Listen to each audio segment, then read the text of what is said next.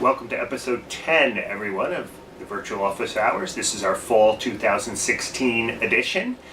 We are discussing the American Revolution. Most of our office hours are stemming from the course I'm teaching this semester in the American Revolution. As always, Abby Blakeney, our producer, is behind the camera, and we have the Founding Fathers Pez dispensers back. I just was listening to them talking to one another before we started. They're talking about Donald Trump and the revolution and what the campaign meant and so forth. So I'll leave it at that. Anyway, enough goofing around here. We are still talking about, well, we just actually finished last week talking about, this week actually, talking about the Revolutionary War. And the various battles, the sort of course of the war, the various decisions that were made by military leaders in the Second Continental Congress.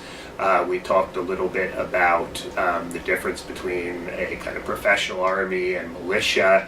I know last week in the virtual office hours we talked about the frustrations that George Washington had in constructing an army and some of his complaints.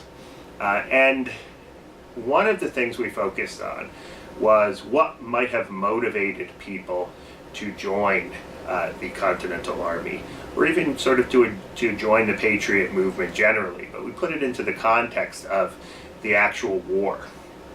Now, there is a common interpretation out there, and it's probably somewhat accurate, that almost all the soldiers who joined the war joined for, what today we might call patriotic reasons.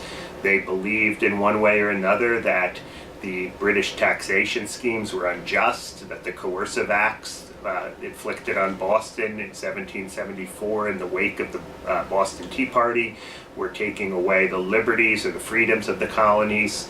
In other words, a lot of the classic stuff that we normally associate with what historians call the Whig interpretation of American history. This was a war about freedom, this is a war about ideas, this is a war about liberty, and of course this is what may have motivated ordinary people to join the Army.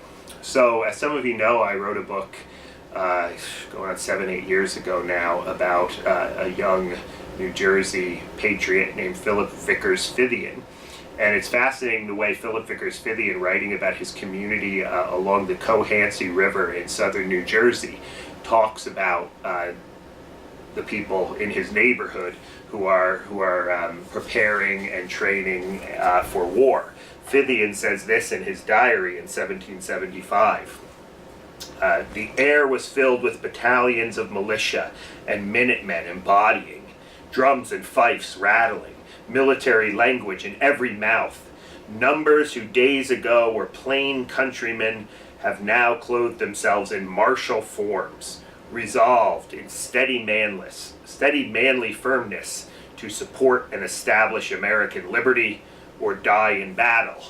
So from that description, you get, again, this kind of very Whig interpretation, right? People who apparently were mustering and preparing for war against the British out of these kind of ideals of American liberty, right? But not everybody was like that. And historians debate, who is more representative. Is Philip Vickers Fithian more representative? Or were people actually interested in joining the Continental Army for more economic motivations or self-interested motivations? So here is a quote from a member of the Continental Army named Long Bill Scott. Long Bill Scott had been captured by the British after Bunker Hill, and in an interview he said this about his participation in the war. "The case was this, sir," he says to his interviewer. "I lived in a country town. I was a shoemaker and I got my living by my labor. When this rebellion came on, I saw some of my neighbors get into commission, who were no better than myself. I was very ambitious and did not like to see those men above me. I was asked to enlist as a private soldier. My ambition was too great for so low a rank.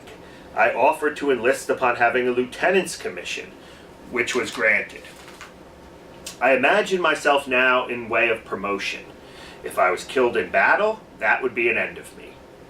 So he kind of states the obvious there, right? "But if my captain was killed, I should rise in rank and should still have a chance to rise higher.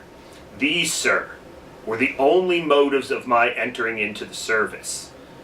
For as to the dispute between Great Britain and the colonies, I know nothing of it, neither am I capable of judging whether it was right or wrong. So, again, fascinating, right? Here's this guy. Again, we need to take this into context. We need to interpret it, realizing that he's being interviewed here by, in what might be the equivalent of a prisoner of war camp. So that may have shaped the way he answers the question. But at the same time, he's saying, like, he doesn't know anything about the sort of, ideas driving this revolution. He joined the Continental Army out of self-interest. So this creates a very interesting historical question. What did motivate people? And I think those motivations for people joining the Continental Army can oftentimes be rather complex or rather different. And there certainly is, I don't think, any kind of unified motivation when we think about people joining the Army. There's a lot more we could say about that, but our time is up. And hopefully you can find these documents. We'll put them up on the screen to be useful for you as you teach your own courses on the American Revolution, or as you teach the American Revolution to your students. Thank you, and we'll see you next time on the Virtual Office Hours.